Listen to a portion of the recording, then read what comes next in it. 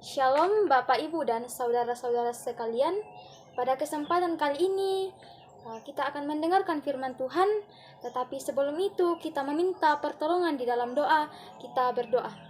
Allah Bapa kami dalam kerajaan sorga, kami berterima kasih untuk segala penyertaan-Mu yang kami boleh alami sampai saat ini. Dan pada saat ini Tuhan, kami akan mendengarkan, bahkan merenungkan sebagian kecil dari lembaran firman-Mu.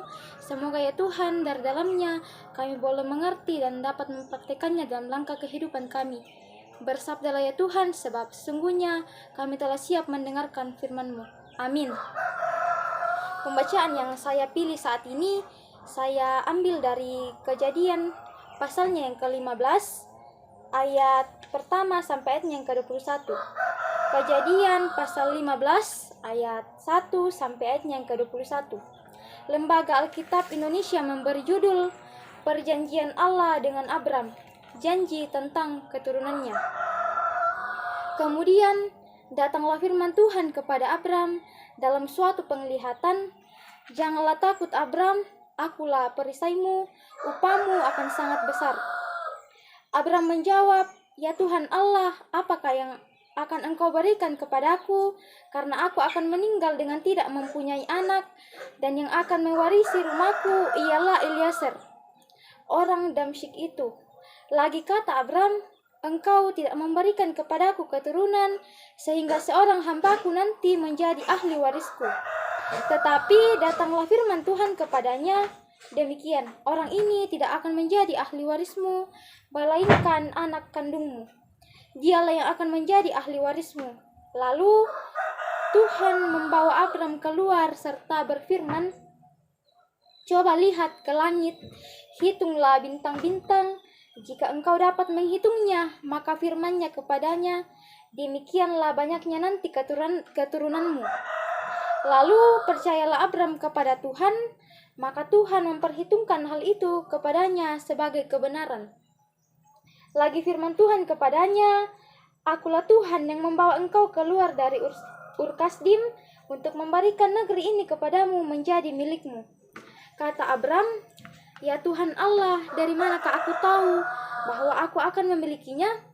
Firman Tuhan kepadanya, "Ambillah bagiku seekor lembu betina berumur 3 tahun, seekor kambing betina berumur 3 tahun, seekor domba jantan berumur 3 tahun, seekor burung tekukur, dan seekor anak burung merpati." Diambilnyalah semuanya itu bagi Tuhan, dipotong 2, lalu diletakkannya bagian-bagian itu yang satu di samping yang lain, tetapi burung-burung itu tidak dipotong 2. Ketika burung-burung buas hinggap pada daging binatang-binatang itu, maka Abram mengusirnya. Jelang matahari terbenam, tidurlah Abram dengan nyenyak, lalu turunlah meliputinya gelap gulita yang mengerikan. Firman Tuhan kepada Abram, "Ketahuilah dengan sesungguhnya bahwa keturunanmu akan menjadi orang asing dalam suatu negeri yang bukan kepunyaan mereka, dan bahwa mereka akan diperbudak dan dianiaya 400 tahun lamanya. Tetapi bangsa yang akan memperbudak mereka akan dihukum, dan sesudah itu mereka akan keluar dengan membawa harta benda yang banyak. Tetapi engkau akan pergi kepada nenek moyangmu dengan sejahtera. Engkau akan dikuburkan pada waktu telah putih rambutmu. Tetapi keturunan yang keempat akan kembali ke sini, sebab sebelum itu kedurjanaan orang Amori itu belum genap." Ketika matahari telah terbenam dan hari menjadi gelap, maka kelihatanlah perapian yang berasap beserta sulu yang berapi lewat di antara potongan-potongan daging itu. Pada hari itulah Tuhan mengadakan perjanjian dengan Abram serta berfirman, "Kepada keturunanmu lah aku berikan negeri ini, mulai dari sungai Mesir sampai ke sungai yang besar itu, sungai Efrat, yakni tanah orang Keni, orang Kenas, orang Katmon, orang Het, orang Feris, orang Refaim, orang Amori, orang Kanaan, orang Girgasi, dan orang Yebus itu." Amin. Firman Tuhan. Percaya pada janji Tuhan. Percaya pada janji Tuhan. Setiap kita pasti pernah berjanji, bahkan pernah dijanji. Ada janji yang ditepati, namun juga ada janji yang tidak ditepati. Di dalam kehidupan kita sehari-hari, terutama kita di kalangan pemuda dan pemudi yang mempunyai pacar, lalu dijanji namun tidak ditepati, pasti kita merasa sakit hati dan kecewa.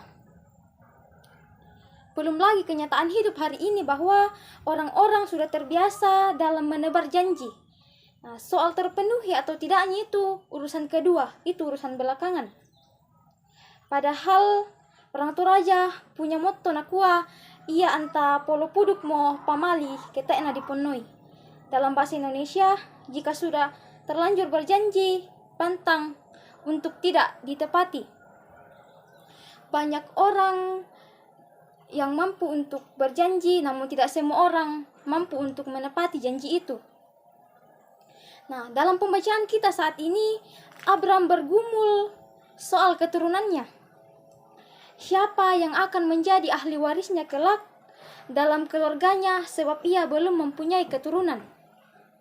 Nah, warisan yang dipahami di sini bukan soal harta, namun soal iman dan keteladanan hidup yang takut akan Tuhan yang dimiliki oleh Abram. Abram berada dalam kecemasan soal keturunan. Tentu ini adalah pergumulan yang sangat manusiawi. Siapa yang tidak ingin mempunyai seorang anak ketika sudah menikah? Dan kita dapat memahami ketika kita ada di posisi Abram pada saat itu, yang tidak hanya kalut, namun juga takut, bahkan putus asa. Dalam ketakutan dan keputusasaan inilah Allah datang berfirman kepadanya soal janji keturunan bagi Abram. Bisa kita baca dalam ayat yang pertama tadi, Allah berkata, kemudian datanglah firman Tuhan kepadanya dalam suatu penglihatan, janganlah takut Abram, akulah perisaimu, upamu akan sangat besar. Nah, Allah memulai dengan menenangkan Abram. Dan setelah itu dia menjanjikan hal besar kepadanya. Allah memberi janji soal keturunan kepada Abram. Dapat kita baca dalam ayatnya yang keempat dan kelima. Tetapi datanglah firman Tuhan kepadanya demikian. Orang ini tidak akan menjadi ahli warismu, melainkan anak kandungmu. Dialah yang akan menjadi ahli warismu. Lalu Tuhan membawa Abram keluar serta berfirman, coba lihat ke langit, hitunglah bintang-bintang. Jika engkau dapat menghitungnya, maka firman-Nya kepadanya, demikianlah banyaknya nanti keturunanmu. Serta janji berkat Tuhan atas keturunan Abram dengan memberikan tanah perjanjian. Dalam ayatnya yang ke-18 sampai 21. Nah, ayat yang ke-6 ini sangat menarik. Bahwa kemudian percayalah Abram kepada Tuhan, maka rasa percaya Abram itu diperhitungkan Allah sebagai kebenaran, dan karena itu janji Tuhan terjadi, digenapi, dan dinikmati hingga saat ini. Nah, janji Tuhan itu pasti dan ia akan terjadi. Janji yang besar dia wujudkan bagi kita lewat Yesus Kristus. Tapi sangat menarik bahwa janji Tuhan itu hanya bisa diterima dan dialami ketika kita percaya. Sama seperti sikap Abram dalam merespon janji Allah itu. Tentu percaya tidak hanya di mulut saja, tetapi juga lewat perbuatan. Bukan hanya di mulut, tetapi juga melalui perbuatan kita. Maka percaya pada janji Tuhan dan menghidupinya adalah sangat penting untuk membawa kita ke sebuah kehidupan yang akan terus mengandalkan Tuhan. Janji Tuhan tidak seperti politis di musim kampanye, seperti calon-calon kepala daerah yang menebarkan janji ke sana kemari, dan pada saatnya dan ujung-ujungnya tidak pasti. Janji itu tidak pasti. Tetapi Tuhan tidak pernah mengingkari janjinya kepada orang-orang yang mau percaya kepadanya. Tuhan yang memampukan kita.